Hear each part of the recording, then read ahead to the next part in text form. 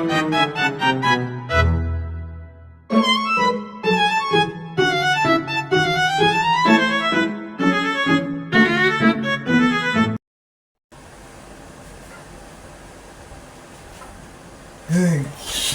niyo walang tao na.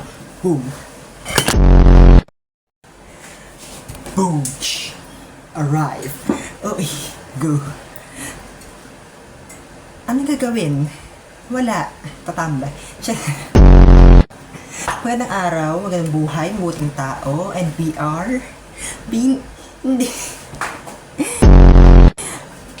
Seryoso. Ito na, seryoso na. Today, I will be reacting, analyzing sa isang vlog. Isang paboritong vlogger. Actually, wala akong paboritong vlogger, pero siya lang ang kilala kong vlogger, siya lang ang re-reactan ko. Which is si Alex Gonzaga. Siya ang napili ko, dahil siya lang ang kilala ko. And magre-react tayo sa vlog niya na... Hindi. Seryoso, eto na. Eto. Wala. Wala. Hindi, pero eto na. So, seryoso. Yan. Yung vlog niya na call center agent for a day. So, we are analyzing her vlog, kung paano siya nakikipag-connect sa kanyang audience, paano niya na-deliver ang kanyang vlog, at kung ano ba ang concept ng kanyang vlog, and of course, sino ang target audience ng kanyang vlog. So, let's get started. Ang vlog na ito ay mahati sa 1, 2, 3, 4, 5 sections. The first section is kung ano ba ang tema ng kanyang vlog. Sa pangalawang section, tutukuyin naman natin kung sino ba ang target audience ng kanyang vlog. Pangatlo, ang connection techniques, kung paano siya nakikipag-connect sa kanyang mga workmates at sa kanyang audience. Pang-apat ay ang clarity and comprehension ng kanyang vlog, kung ano nga ba ang language na ginamit, kung paano siya nagsasalita, and how she delivered her words sa kanyang vlog. And lastly, the conclusion and the mismong analysis or the final analysis ng ating vlog, kung saan dito natin pag-uusapan ang kabuuang vlog niya at kung ano nga ba ang layunin ng kanyang vlog. So, officially, let's get started. Sa ating first section, pag-uusapan natin ang kanyang theme o ang tema o ang layunin ng kanyang vlog. Ang central theme ng kanyang vlog ay tungkol sa... nalimutan. Ang central theme ni Alex Gonzaga sa kanyang vlog ay ang Fun Career Challenge, kung saan siya ay magiging call center agent for a day for the first time. Ang kanyang vlog na ito ay may halong entertainment and educational purposes. Tinuturo niya kung paano ang maging isang call center agent o pinapakita niya ang experience ng isang call center agent, but hindi ito sobrang seryoso. It is a vlog with a humor, which is maganda sa isang vlog dahil yan ang gusto ng mga kabataan. Yun yung gusto ng tulad kong teenager, kasi bakit naman boring-boring naman manood, di ba? Kung seryoso lang ang nakikita, lalo na kung ito ay isang vlog. So, ang kanyang vlog ay parang bonding na sa kanyang workmates at sa kanyang mga audience, dahil kahit na first time niya maging call center agent ay pinapakita pa rin na pwedeng gawin ito kahit first time mo siyang gawin. Lalo na kung ikaw ay marunong makisama at ikaw ay merong pleasing personality, talagang makaka-fit in ka sa isang environment.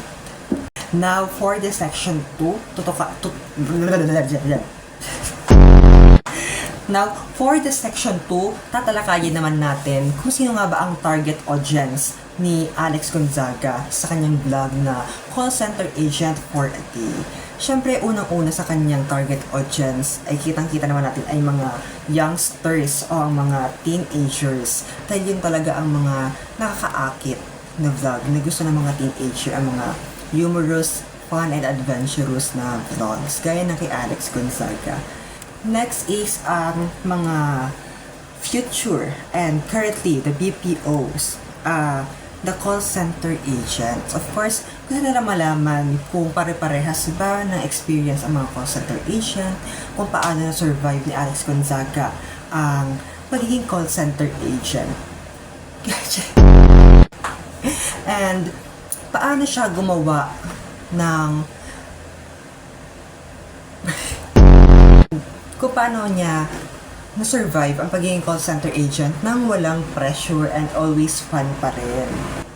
Last but not the least, syempre ang mga may gusto ng kanyang humor at ang mga natutuwa sa kanyang mga vlogs, which is ang kanyang mga fans and audience talaga. Syempre hindi mawawala yan. Yun talagang ang target, mismong target audience niya palagi, ang kanyang mga fans. Now let's move on sa ating section 3, which is the connection techniques. Mga ginamit na techniques ni Alex Gonzaga kung paano siya nakipag-connect sa kanyang workmates at sa kanyang audience. Isa sa mga positive techniques na nagamit niya sa kanyang connection techniques ay ang pagiging masayahin niya, ang pagiging positive niya, and also sa kanyang pagiging direct na tao. Sa kanyang vlog, meron siyang mga sinasabi na, guys, tara samahan niyo ako dito, na hindi lang siya nakikipag-usap sa kanyang mga workmates, kundi sinasama niya rin ang kanyang mga audience sa kanyang vlog na talaga nagpapakita ng connection even hindi niya even na kahit na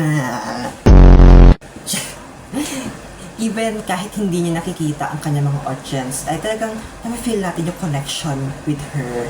Next is ang kanyang language. Si Alex Gonzaga hindi lamang nag-stick sa isang language but rather gumamit siya ng Taglish, which is very reliable. Which is so natural and relatable sa kanyang mga audience na mga kabataan and mga call center agents dahil nga multilingual ang ating mga call center agents. And of course, sa Alex Gonzaga ay merong authentic tone of voice na talagang malalaman nating genuine siya sa kanyang vlog. Na gusto talaga niyang ma-experience ang isang paging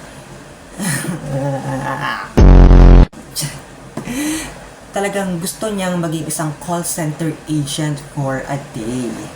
Now bound for the fourth section, which is the clarity and the comprehension, kung paano naipadala ni Alex Gonzaga ang kanyang vlog, kung paano niya na piece by piece ang kanyang vlog. Siyempre, ang kanyang vlog ay merong storytelling, hindi siya nag-start agad-agad na busy-busy siya nag-work, ganyan siya. Siyempre, nag-start muna siya sa pagpapakita sa guard ng kanyang mga gamit, nagpapa-scan siya. So, it is a good start. Pinakita niya muna sa pinakaunang-unang step, hindi yung agad-agad siya ng data direct. Next is, yung pagpunta niya sa kanyang table o sa kanyang workplace. Doon, pinakita rin niya kung paano siya nag-use ng gamit, kung paano niya pinaprepare ang kanyang araw bilang call center agent, of course.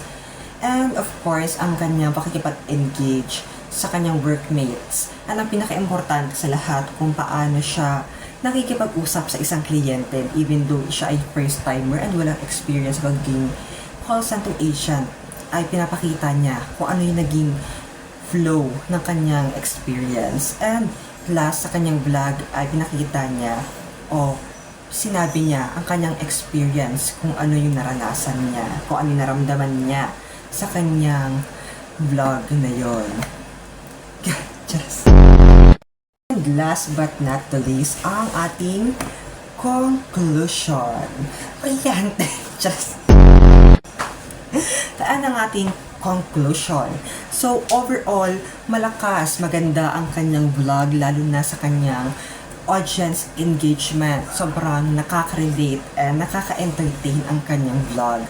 And the clarity of the vlog, sobrang linaw ng steps and kanyang ginagawa sa kanyang vlog. Kitang-kita natin kung paano niya ginawa ang pagiging call center mula sa pagpasok, during work, and after work.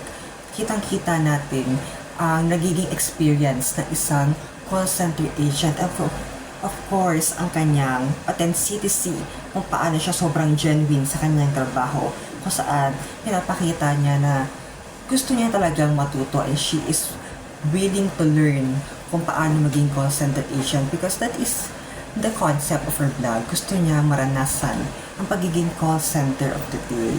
Ang vlog niya siya,